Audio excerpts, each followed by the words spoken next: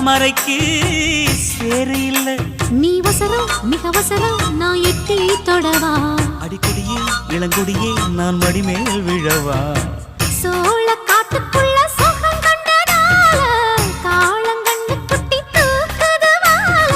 மாமனுக்கு தாங்கவில்லை, இனி மாறாப்புக்கு வேலை இல்லை.